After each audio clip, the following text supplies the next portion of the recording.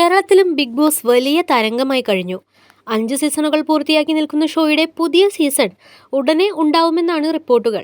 അതിനുള്ള മുന്നൊരുക്കങ്ങൾ ഏകദേശം പൂർത്തിയായെന്നും അടുത്ത വർഷം ആദ്യ മാസങ്ങളിൽ ഷോ തുടങ്ങിയേക്കുമെന്നുമാണ് അഭ്യൂഹം. എന്നാൽ എല്ലാ തവണയും ഉള്ളതുപോലെ മത്സരാർത്ഥികളെക്കുറിച്ചുള്ള വിവരങ്ങൾ അറിയാനാണ് പ്രേക്ഷകരും കാത്തിരിക്കുന്നത്.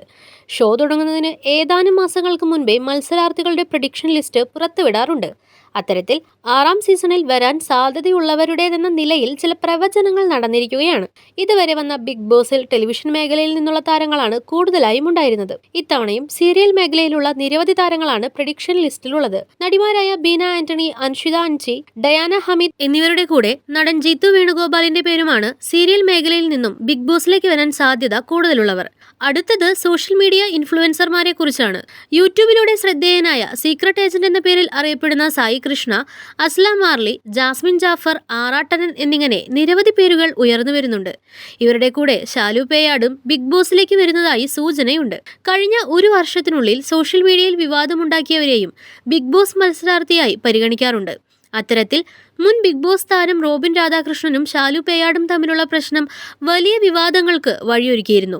അതിനാൽ ശാലുവിനും ബിഗ് ബോസിലേക്കുള്ള എൻട്രി എളുപ്പമായിരിക്കുമെന്നാണ് കരുതുന്നത്. മോഡലിംഗിൽ നിന്നും അവതാരകളിൽ നിന്നുമായി ശില്പ ബാല, അമൃത, നയന, പാർവതി ബാബു, ശ്രീലക്ഷ്മി അറക്കൽ, അഭിഷേക് ശ്രീകുമാർ തുടങ്ങിയവരുമുണ്ടെന്നാണ് പറയപ്പെടുന്നത്. സിനിമാ മേഖലയിൽ നിന്നും നടി മാല പാർവതിയുടെ പേരാണ് ഉയർന്നു വന്നത്. ഈ സീസണിലും സാധാരണക്കാരിൽ നിന്നും മത്സരാർത്ഥി ഉണ്ടാവുമെന്നാണ് സൂചന. അത്തരത്തിൽ സിനിമ, സീരിയൽ, സോഷ്യൽ മീഡിയ എന്നിവിടങ്ങളിൽ നിന്നും കഴിഞ്ഞൊരു വർഷം വാർത്തകളിൽ നിറഞ്ഞ താരങ്ങളുടെ പേര് വിവരങ്ങളാണ് ആദ്യഘട്ടങ്ങളിൽ ഉയർന്നു വരുന്നത്.